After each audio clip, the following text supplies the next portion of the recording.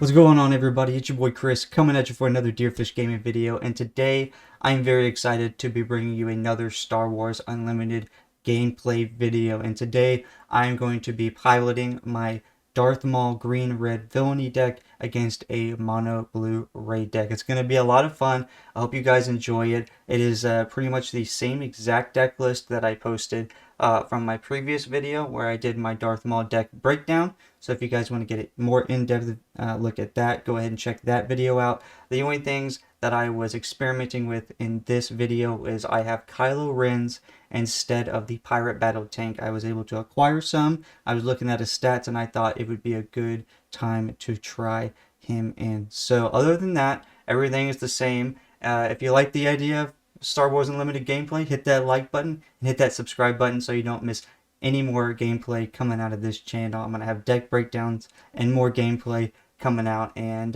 yeah, let's get into this game. Alright, Maul Green versus Mono Blue Ray. Alright, now my opponent won the die roll, starting with the initiative, choosing his resources right now, and let's get it going. Plays the R2-D2. Solid Ray play.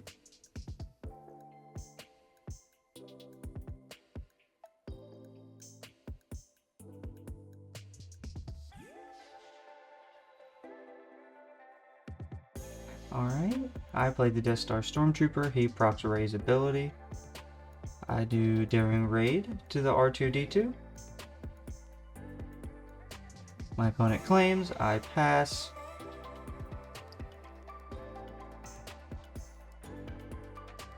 Alright, I'm doing the resource thing.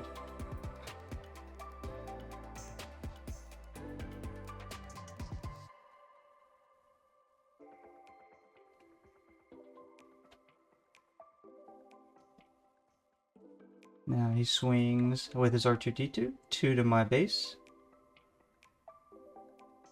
And I take the R2-D2 out. He'll play Yoda. I play Force Choke, although this is not ideal because he gets to draw 2 cards. But I was not going to allow the Yoda to live to get the Jedi lightsaber. My opponent claimed and I passed.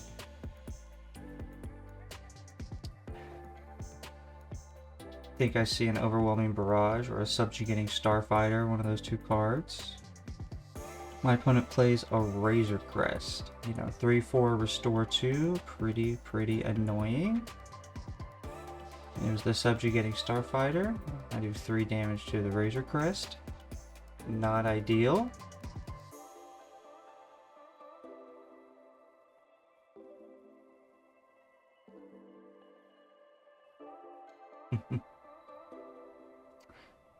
Alright.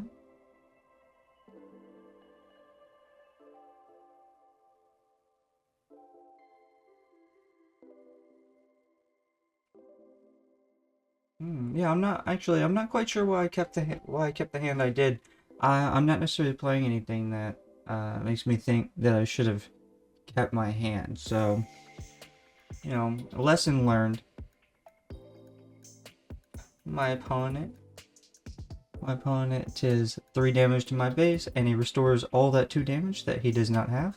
And now I will play Darth Maul. Time for me to start putting on the pressure. I only have 5 damage on my base right now, so I'm still feeling like I can potentially come out on top on this game. Ray can be somewhat pretty aggressive. My opponent claims, and then I pass.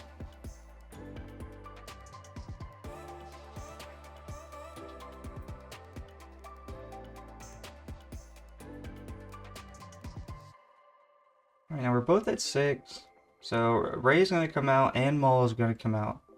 2 very effective leaders. So let's see what happens on this flip turn. My opponent attacks 3 to my base. I will flip Maul. I am assuming that the Rival's Fall is coming, so I am just trying to get it out. Yep, and it comes right there. It's, you know, without ramp, I can pretty much assume that my Maul is going to be taken out by Rival's Fall on every flip turn. So then I'm just forced to Overwhelming Barrage. That way my opponent is forced, you know, to not flip Ray, essentially. I guess now, alright, he claimed. He could have passed, but he claimed. And then so that allowed me to safely attack. But yeah, my goal is definitely to deal with Ray as soon as she is deployed, because uh, leaving her out with the restore and giving the experience token is going to be very problematic for me. Perilous Position onto my Darth Maul. Very, very scary card. Stop my Darth Maul. So I just play Vader. Not necessarily ideal. Maybe should have passed. But you know, at this point in the game, all I can really do is just play big cards and start to try to overwhelm my opponent. And you know, against blue, the version of the deck that I'm currently running, blue is particularly scary because I've just been so used to aggro that this restore and then the removal is really beginning to catch me off guard at the moment. So you know, he placed the Jedi lightsaber on the Ray, and then he plays the Moisture Farmer. So he has a lot more restore there on the board, and I am really gonna have to start dealing with some of these units. And he takes out my Darth Maul with the Ray, giving it, you know, the minus stats from the Jedi lightsaber. So very minimal damage taken from Ray, just 1 damage, or 1 damage to Ray. And so I claim and pass. I am not in a very good spot. You know, Darth Vader is not going to take out Ray. You know, she has restore. She has that Jedi lightsaber on her. She is such a massive girl right now. I'm honestly feeling like I am in a not winning game state. I think a Crate Dragon with my opponent missing some of the removal cards is the only way I'm going to be able to come out in this game 1. So I attack into the Ray, and then he plays Redemption and heals that Ray and heals his base up. So that is a very, very good play. Ray is just a monstrosity. And I already forgot about the Jedi lightsaber. I'm just, I'm in survival mode, overthinking things and overlooking things at this point. And so Ray attacks, and the experience tokens go on to, or the experience token goes on to the Moisture Farmer. Very, very good combo right there. So I'll do 4 to the Ray, I do 1 to the Redemption, and then I do 1 to the Moisture Farmer. So the Palp really feels like, okay, maybe I can come back into it. I drew the Palp. Now I need to follow up with a Crate Dragon pretty much immediately. And trade the Vader into the Moisture Farmer. That's definitely not a bad trade there. I do 3 to base, and my opponent claims, and here we go. Now normally this is where I start to shine, but against blue, with all of this removal, that as the potential, you know, I really have to be careful, and I need to start thinking about going wide rather than necessarily playing all these big creatures. But I'm in a conundrum because the only thing I feel like that could help me is a Crate Dragon. So I do draw the Relentless, and I play the Relentless. It's a 1-of in my main deck, so that's going to be very, very helpful. So the I forget what those guys are called. The 2/2 Sentinel Shield blue guy just lapsed in my brain right now. Village Protectors. There we go. That shield token covering it. Village Protectors. Yeah, I'm just now getting around to playing a bunch of blue and playing against a bunch of blue, so I'm starting to memorize all these blue cards' names. I got their effects memorized, but not necessarily all the names. So I decided not to attack and to just claim, because I didn't really feel like attacking with the Palp would be good, and I felt like me having initiative would be better. Looking back on it, that shield token does need to be popped, so I think I should have attacked and just been okay, with taking 2 damage. I don't know, I'm in a tricky spot. I attack my opponent for 8.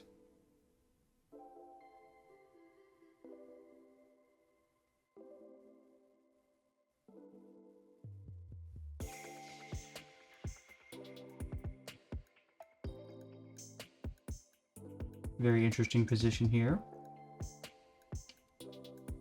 And my opponent plays Zillo Beast. So whereas, the Relentless stops event cards, it does not stop Zillo Beast. Zillo Beast, very, very scary. It gives my Palp -5 for the turn, -5 attack for the turn. Very, very, very scary.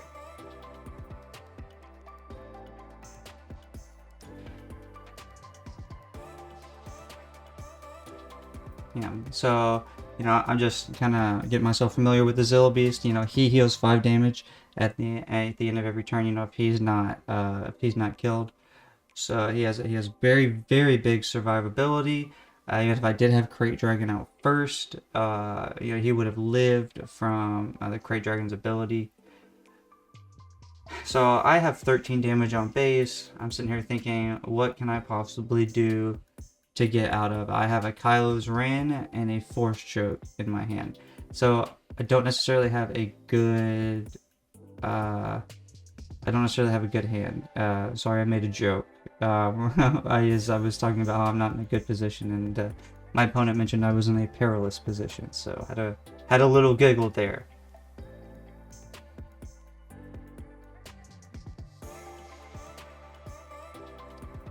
So I'll play my Kylo. It's pretty much the only play I think I have.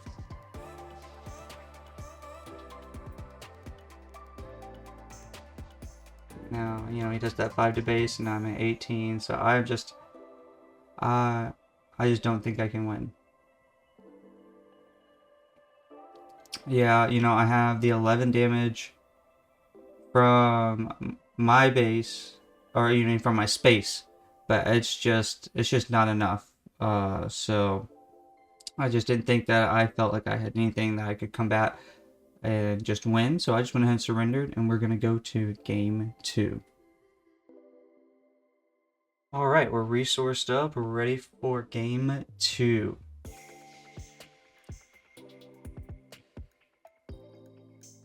And I have to claim. I don't have anything to play. Not ideal. But I believe I do have a ramp card this time. And I just thought to myself, I cannot mulligan this away. I have to keep... I think I have 2 overwhelming barrages, if my memory serves me correct. So I'm thinking, okay, I'm in a good position to keep control of the board going into my flip turns, as long as I just avoid the Rival Falls, the Vanquishes, the Felder Dragons, all of those things to just stop me. So I'll play the Super Laser Tech immediately. Opponent does a 2 to base. And I will claim, probably more than likely.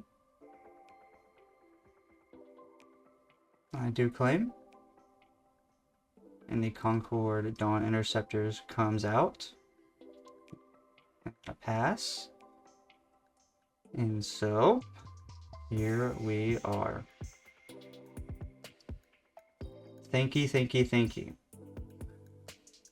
If I am not mistaken, I think I have a resupply in my hand, and I'm about to do the good old double ramp.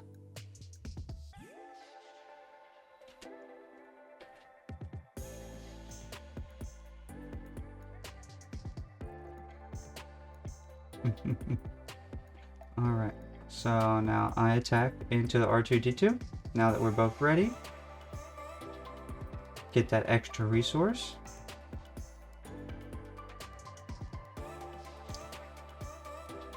Gives that extra experience token to the R2-D2. And then I do have another resupply. Or I have a resupply on top of the super laser. And now the Jedi lightsaber comes out.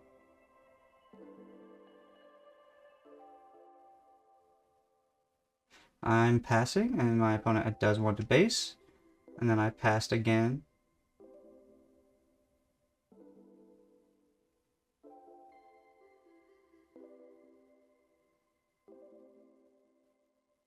And my opponent does choose to do the 6 to base.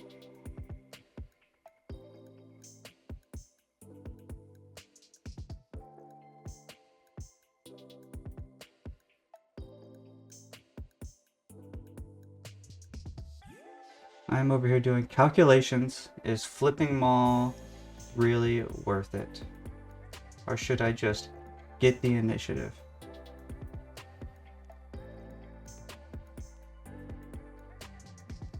Because I'm going to be at the 7 resource turn next turn, so I'm going to be able to play my big Maul if I have one, or a Vader. So yeah, I may be able to do something about the R2 without losing my leader Maul immediately. And so Rival's Fall can't come out because my opponent is still at 5, so I can safely feel like I can start playing these big cards and get re-control of the board. And I do 7 for the big Maul. And I missed my 1 resource. Don't worry, I don't use it. There it is. There it is. And so the R2-D2 was a big old boy, so it's pretty much an even trade there. The experience token goes on to the Concord Dawn Interceptors. The Force is with me. It goes on to the Concord Interceptors. And then 4 damage to my base. Force is with me, very, very nice. Just lucky it wasn't on a Force unit to give it a shield as also. I do 6 to the base, and then I pass. So now I'm in a good spot, I think, personally. Although we are at the 6th turn, so, you know, our Rival's Fall can come out right now. And, you know, things could get very, very hairy, because that Concord Dawn Interceptor is pretty scary. My opponent plays a Bindu. 4/7 Sentinel, very, very nice.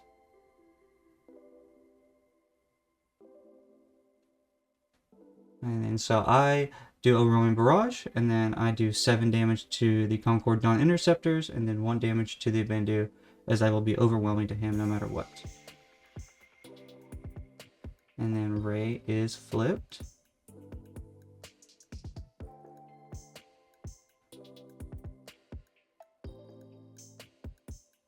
And to just try to prevent more damage to my base. Oh, I thought that was a Phase 3 Dark Trooper. I will play a Super Laser Technician just to try to ramp further. I thought I saw a Phase 3 Dark Trooper. That was not that.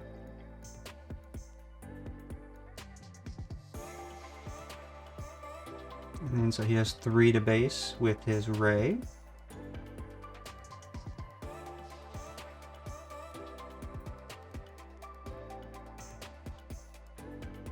And then so I just overwhelmed 2 to the base with the Bindu. Alright, so my opponent claims, and then the pass.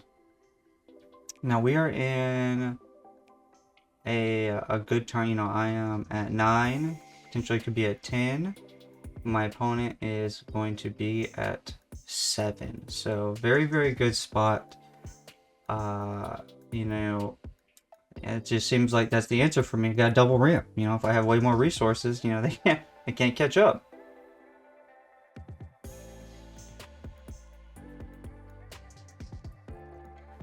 Get my little OCD resources, kind of touching them, messing around with them. Alright, Village Protectors comes out. Putting that shield token on top. And I will play another Overwhelming Barrage. And then we do pop the shield, and then we kill Rey with the Overwhelming Barrage. And then a Kanan Jarus comes out. Super Laser will take out the Village Protectors very nicely. Very, very, not often does Super Laser take out something. And then I overwhelm 3 to the base with my Maul, getting rid of that cannon. Just gotta avoid another Jedi Lightsaber coming out. Avoid as much healing as possible.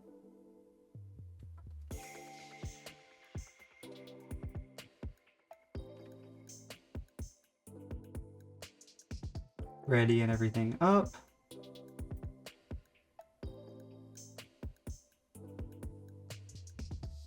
And my opponent plays Vigilance. And I forget that it's 6, not 5. Mills 5, Mills 6, and then heals 5. And then I do 9 for the Crate Dragon. And he fells the dragon, my Crate Dragon.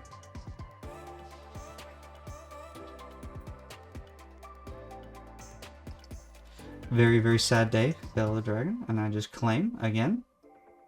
Because I believe I have a second Crate Dragon.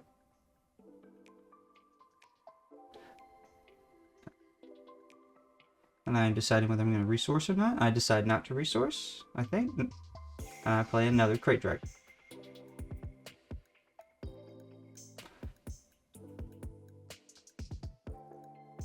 And the Survivor's Gauntlet comes out.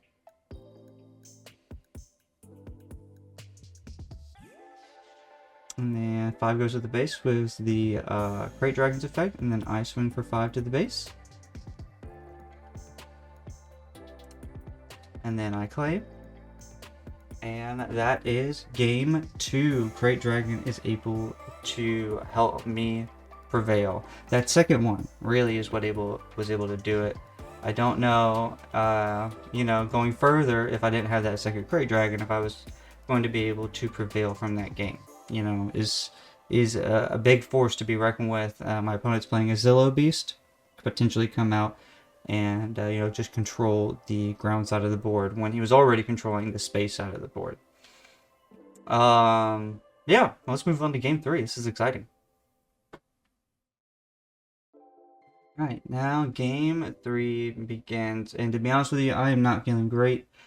I am feeling like my deck is a one-trick pony, and that my opponent has enough tricks up his sleeve in his deck to deal with what I have. You know, all I do is ramp and try to get to big stuff first, and my opponent is able to do things to catch me off guard with this raid deck, and you know, and just be able to trade well with my high ramp, you know, with like Fell the Dragon, takedowns, stuff like that. All that removal just really makes me afraid that I will not be able to just sustain and have a perfect game like I did in that game too. So after putting the experience token on the restored arc, he puts devotion on the restored arc. And so now he restores 3 with the restored arc 170 because of devotion on there, and he does 4 to my base.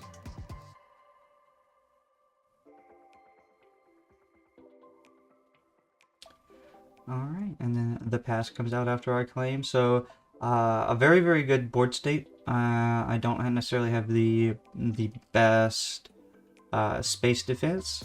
I do have some, but now that is a scary, scary spaceship. So we're in the danger zone already, to be honest. I do have a ramp card, and I have the Coruscant Guard, so you know I have some ground control at the moment, but you know, that space right now with the restore is very, very nasty. It's just a 7 swing on the base life every time he swings, so very, very scary.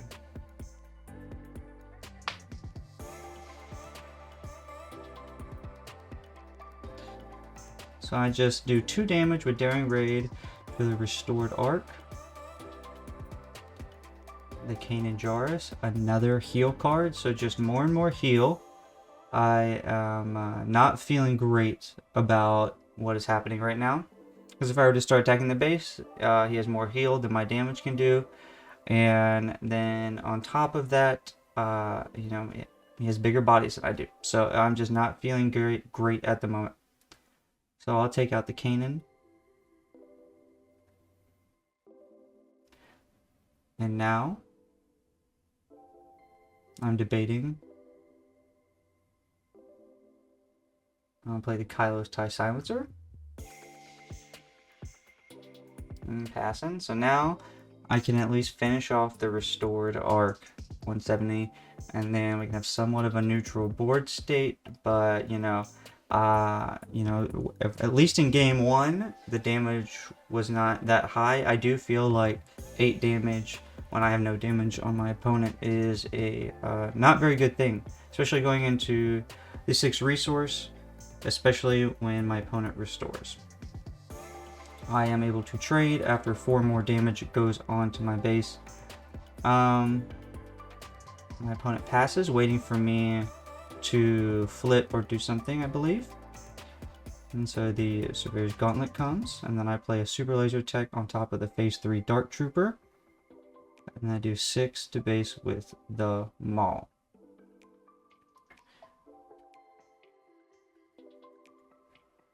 So now with the Rival Fall come now, it's going to be very, very bad for me. I don't really have any other big units to just help me keep control of the board state and then also push the damage past what my opponent has done to me. And then Rey is also going to be coming out this turn.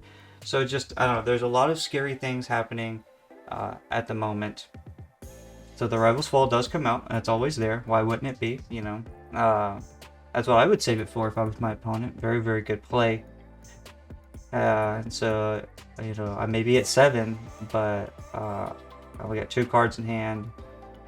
And how good are those cards at dealing with Rey? And then we have the Surveyor's Gauntlet, or the Survivor's Gauntlet. So that leaves me with my best play as Overwhelming Barraging my Phase 3 Dark Trooper to the Survivor's Gauntlet.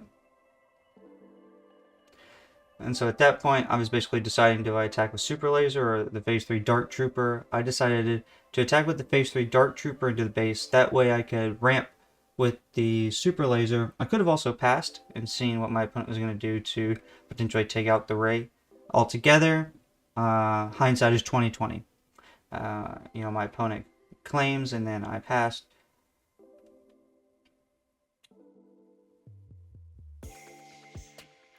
So the Restore 3 comes out, Rey gets the extra experience token. It is a very, very not good board state I have. So I'm able to play the Crate Dragon. My opponent has all the resources. I was not able to do anything before to get rid of it. And the Fell the Dragon comes out. So, essentially, at this point, I am thinking the game is over. And it essentially is. This is just very, very sad. I used the Crate Dragon's ability to take out the Rey, but the Survivor's Gauntlet is now just there, being able to do his thing. My opponent plays Yoda, more restore, just more and more restore. I'm at 20, and my opponent is at 8 life. We are in a complete desperation mode. How are we going to win this? Is there a way we can win this? Play the Black Sun Starfighter. That is something I can do. The Force is with me. Comes out. And now Yoda hits with 4. And then he gets that shield also. Let's not forget that. And then I play Darth Vader.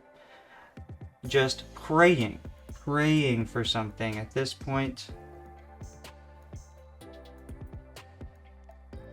And I did not get anything that would help me, and I concede, and that was game 3. Now, obviously, I need to make some updates with more blue and more restore coming around. I need to have some alterations in my game plan. So we're going to make some edits to the small deck, and hopefully it can start surviving blue a little better. I hope you guys enjoyed this, and if you made it through all the way to the video, hit that like button, hit subscribe, and I'll see you next time. Peace.